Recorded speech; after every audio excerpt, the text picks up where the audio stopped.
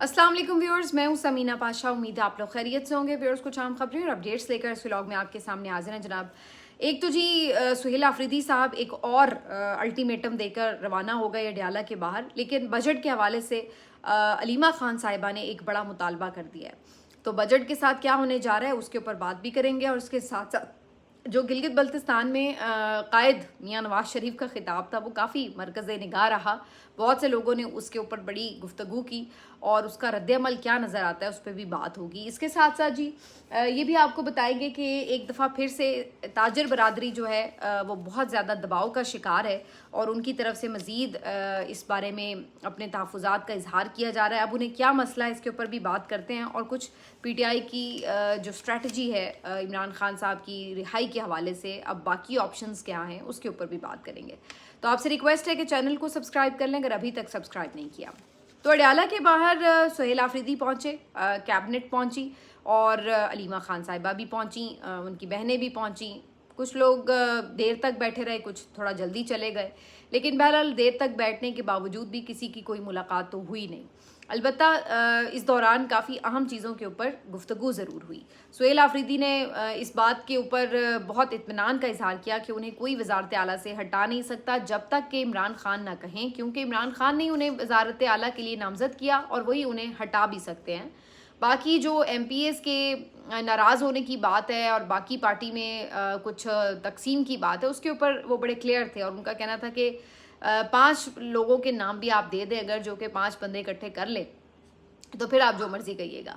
तो सुहेल आफरीदी साहब कॉन्फिडेंट हैं कि उनके खिलाफ जो भी कोई ग्रुप है वो इतना तगड़ा नहीं है, और अब इशारों किनायों में अली अमीन गंडापुर साहब को भी वो बात कर रहे हैं और कह रहे हैं कि भाई सामने आए, अगर आपका जो भी मामला है उसको सॉर्ट आउट किया जाए। वैसे तो व्हाट्सएप ग्रुप की भी पिछले दिनों बड़ी गुफ्तगू लीक हुई और बड़ी उस पर बात हो रही थी, क्योंकि सुहेल आफरीदी ने कहा कि जो पार्टी के अंदर जर्नैल बैठा है तो इस तरह से करके वो बात कर रहे थे। तो उस पर अली अमीन गंडापुर साहब ने कहा कि ये उसका उसकी उसके क्या है, तुम नाम क्यों नहीं लेते। तो ये जो सुहेल आफरीदी का पेट फ्रेज था उसको अली अमीन गंडापुर साहब ने वापस उन्हीं पर उल्टा दिया, और एक जंग तो बाकायदा सर्द जंग हमें नज़र आ रही है।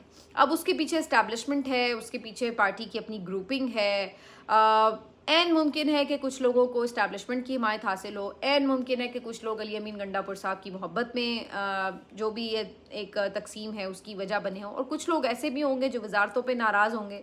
तो कुल मिला के ये जितनी भी स्ट्रेंथ है, लेकिन फ़िलहाल उनमें से बहुत से लोगों ने खुद ही सुहेल आफरीदी से रब्ता कर लिया है, 8-10 लोगों ने, और उनसे कहा है कि जी हम आपके साथ ही हैं। तो बाकी अब बहुत कम लोग रह गए हैं, और जो इस वक्त एक नज़र आ रहा है माहौल, उसमें इस बात का कोई इम्कान नहीं है कि सुहेल आफरीदी के लिए कोई पार्टी के अंदर से या असेंबली के अंदर से कोई बड़ा ख़तरा मौजूद है। तो ऐसा फ़िलहाल कुछ दिखाई नहीं दे रहा, और ये बात सुहेल आफरीदी को भी मालूम है, इसी वजह से वो इस मामले के ऊपर कुछ ज़्यादा परेशान दिखाई नहीं देते। अलबत्ता अलीमा खान साहिबा ने उनके सामने आज एक मुतालबा उनके बैठे हुए किया कि आप क्यों बजट पेश कर रहे हैं खैबर पख्तूनख्वा का। आप इस बात की शर्त रखें कि जनाब पहले इमरान खान से मुलाकात करवाई जाए और फिर जो खैबर पख्तूनख्वा का बजट है हम पेश करेंगे। तो अलीमा खान साहिबा ने जो पिछले साल इमरान खान साहब की हिदायत थी उसको याद दिलाया कि उन्होंने पिछली दफ़ा भी ये बात कही थी। सुहेल आफरीदी ने आज बजट के हवाले से बात तो की कि हम बड़ा अवाम दोस्त बजट ला रहे हैं, बड़े उसमें खैबर पख्तूनख्वा के अवाम के फ़ायदे की चीज़ें वगैरह वगैरह, लेकिन ये बात कि बजट इमरान खान की मुशावरत के अलावा ही पेश किया जा रहा है, उस पर अलीमा खान साहिबा के तहफ़्फ़ुज़ात थे। सुहेल आफरीदी ने इसके ऊपर ये बात ज़रूर की कि मैं ये समझता हूँ कि ये इमरान खान की हुकूमत है और इमरान खान से मुशावरत ज़रूरी है। तो उन्होंने कहा कि मैं डिमांड करता हूँ कि मेरी और मुशीर ख़ज़ाना जो हैं मुज़म्मिल असलम साहब, उनकी मुलाकात करवाई जाए इमरान खान साहब से, ताकि वो अपना इनपुट दे सके बजट के लिए और उनके विजन के मुताबिक हम बजट पेश कर सकें। साथ ही उन्होंने कहा कि अगर ऐसा नहीं होता तो 10 तारीख को हम तमाम पार्लियामेंटेरियंस पार्लियामेंट हाउस के बाहर धरना देंगे, और जो विफाकी बजट पेश होगा 10 जून को, हम वो भी मंजूर नहीं होने देंगे। अब इस जुमले में काफ़ी कुछ पिन्हा है। पहली बात तो ये है कि ये बात तो आज के दिन से भी और अदरवाइज़ भी वाज़ेह हो गई कि PTI अवाम को कॉल कोई नहीं देने जा रही। एक बात तो बिल्कुल वाज़ेह है, जितने भी एहतजाज हो रहे हैं, अलामती हैं या प्रोटेस्ट अपने कैपेसिटी के मुताबिक जितने भी कर रही है PTI, वो सिर्फ अपने अरकान के साथ कर रही है। उसमें वो आम लोगों को, कारकुनान को नहीं दावत दे रही। डयाला के बाहर भी आप देखिए तो पार्लियामेंटेरियंस आते हैं, कोई पूरे सूबे से वो लोग आम लोगों को लेकर नहीं आते। इसकी दो वजूहात हो सकती हैं। एक तो ये कि क्लियरली उन्हें ये मैसेज दे दिया गया है कि कोई आम आदमी का प्रोटेस्ट नहीं होगा।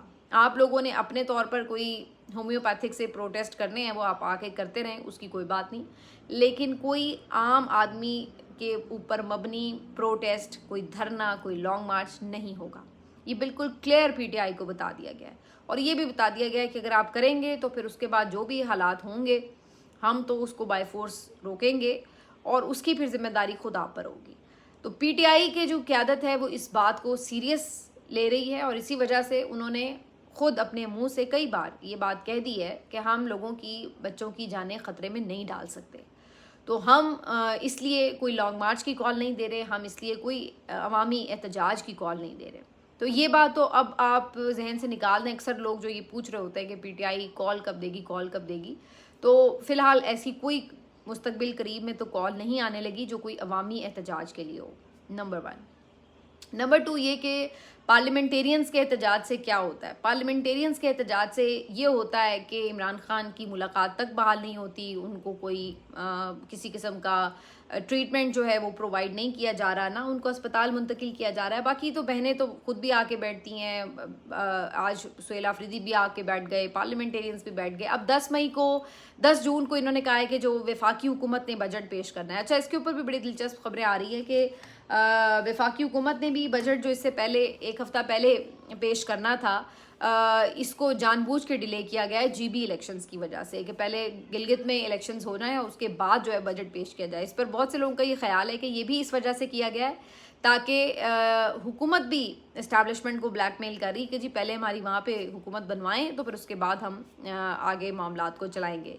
लेकिन मैं नहीं समझती कि हुकूमत की इतनी पसली है कि वो इस्टेब्लिशमेंट को ब्लैकमेल करेगा जी पहले हमारी हुकूमत बनाएं।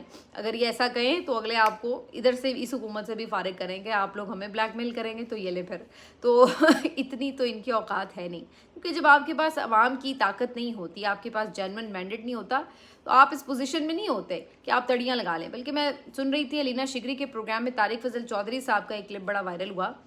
तारिक फजल चौधरी साहब से अलीना शिकरी साहिबा जिक्र कर रही थी अमेंडमेंट के हवाले से, तो उन्होंने कहा कि बिलावल भुट्टो जरदारी ने कहा है कि जी एक ही पार्लियामेंट से 2 अमेंडमेंट्स काफ़ी हैं, इससे ज़्यादा नहीं होनी चाहिए। तो उसके ऊपर तारिक फजल चौधरी ने कहा कि आइन मुअत्तल होने से बेहतर ये है कि उसमें अमेंडमेंट ही कर ली जाए।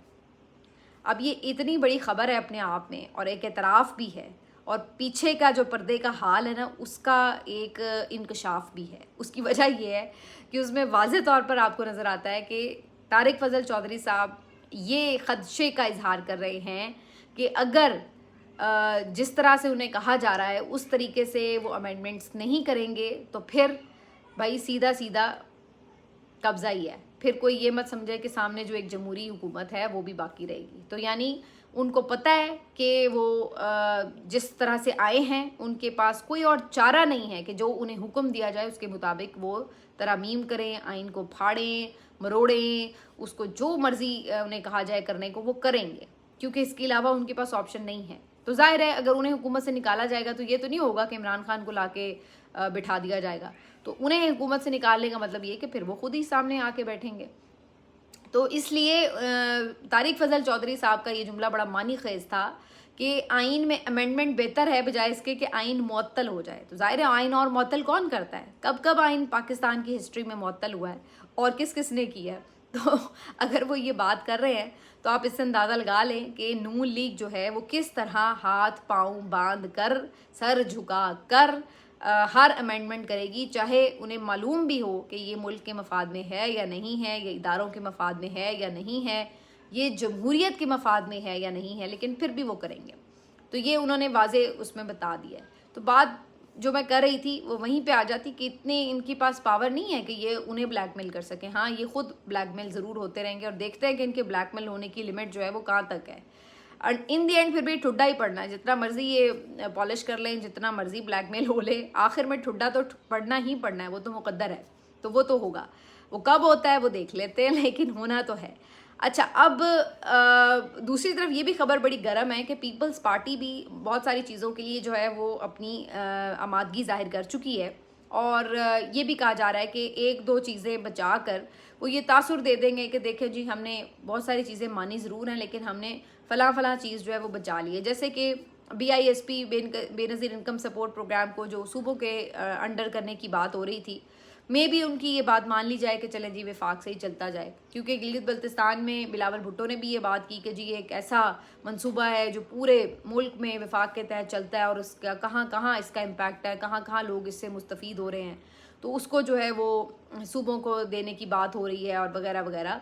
तो बेसिकली ऐसा लगता है कि जैसे कोई ग्राउंड बनाया जा रहा हो कि जी हम अल्टीमेटली इस बात पे कन्विंस कर लेंगे कि जनाब जो आपके BISP है वो वफाक के पास ही रहे, किसी एक छोटी मोटी बात पर और कन्विंस कर लेंगे सूबे बनाने, या फिर किसी इस बात पे कि कराची जो है वो सिंध का ही पार्ट रहे, अलग वफाक के इंतज़ाम में न जाए, कोई किसी और एक आध चीज़ पे हो सकता है कि वो बारगेन कर लें और उसके बाद बाकी जो भी उनकी ख्वाहिशात हो उसके मुताबिक फिर अमेंडमेंट्स बाकी कर ली जाए। तो ये अब ऐसा लगता है कि पीपल्स पार्टी की तरफ से भी इसका एक इंदिया जो है वो दिया जा सकता है। आप इस बात को समझिए कि ये दोनों पार्टीज, पीपल्स पार्टी हो या PMLN हो, ये अफोर्ड ही नहीं कर सकती कि ये किसी बात को नो करें, क्योंकि इनको ये पता है कि आगे कुआं तो पीछे खाई वाली सूरत हाल है। अगर ये इधर फड्डा करते हैं, किसी बात पे स्टैंड लेते हैं, तो इसका मतलब क्या है कि इन दोनों की हो जाएगी छुट्टी। और फिर दूसरा ऑप्शन क्या होगा कि अगर ये इधर से छुट्टी करवाते हैं, इसका मतलब ये है कि फिर वो हालत हो जाएगी जो कि PTI की है, हर जगह मार पड़ेगी, मुकदमे होंगे, जेल में जाना पड़ेगा। तो भाई फिर वो कहते हैं कि हमें क्या ज़रूरत पड़ी कि हम इतनी मार खाएं। और उधर इमरान खान भी हाथ नहीं मिला रहा होगा, क्योंकि जो इमरान खान के साथ इन लोगों ने किया है तो वो भी नहीं इनके साथ बैठेगा। तो फिर अल्टीमेटली ना आगे इन्हें सुकून होगा ना पीछे सुकून होगा। तो उन्होंने सोचा है कि सर झुका के चलने में ही आफियत है। तो ये फिर इसी तरह की सियासत करते हैं और उसके बाद फिर अवाम से गिले भी करते हैं। जैसे कि कायद ने बड़े गिले किए कि मुझे बड़ा गिला है आप लोगों से कि मुझ जैसे बंदे को देश निकाला, क्यों हुआ ऐसा मेरे साथ, क्यों आप लोगों ने मेरे लिए स्टैंड नहीं लिया। तो भाई जब आप सर झुकाते रहेंगे, आप खुद अपने लिए स्टैंड नहीं लेंगे, आप खुद डीलें कर लेंगे, तो कोई आपके लिए कैसे स्टैंड लेगा।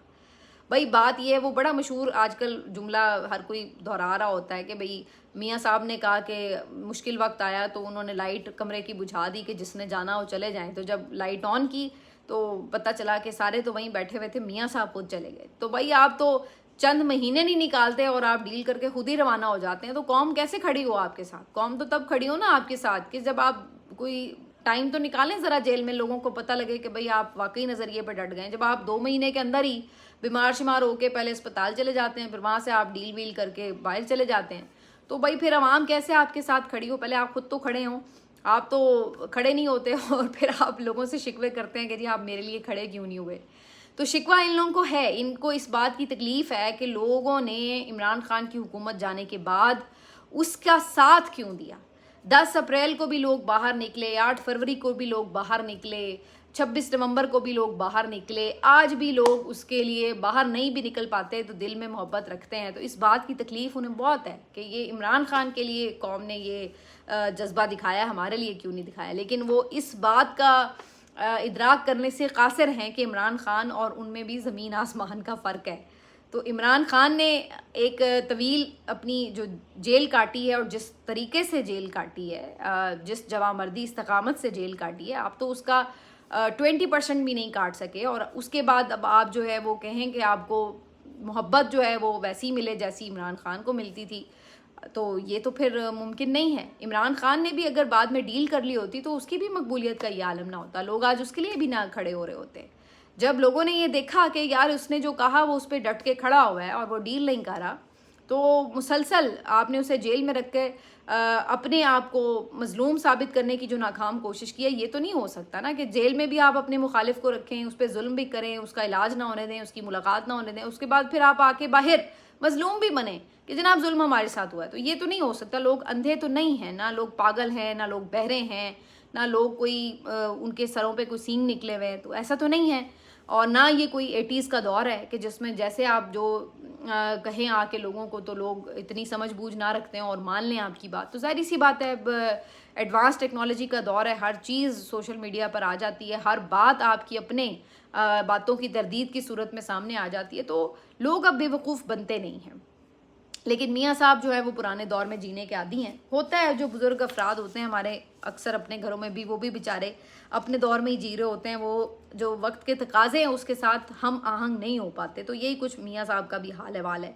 तो बहरहाल जी ये सब हो रहा है, लेकिन दूसरी तरफ एक जो इंटरेस्टिंग बात है वो ये कि सुहेल आफरीदी बार बार तनकीद की जद में आने वाली बातें करते हैं। अब जाते जाते अडयाला से कह गए कि जनाब एक तो ये 10 मई वाली उन्होंने 10 जून वाली बात की कि बजट पास नहीं होने देंगे। अब आपको भी पता है, हमें भी पता है, पार्लियामेंटेरियंस के बाहर धरना देने से क्या होगा, अल्टीमेटली फिर उनको कोई ट्रक की बत्ती दे के वापस ख़त्म कर दिया जाएगा धरना। और फिर जिस किस्म का धरना अल्लाह माफ़ करे ये लोग देते हैं, जिस तरह की इन्होंने वो भूख हड़ताल की थी, अपना मजाक बनवाते हैं।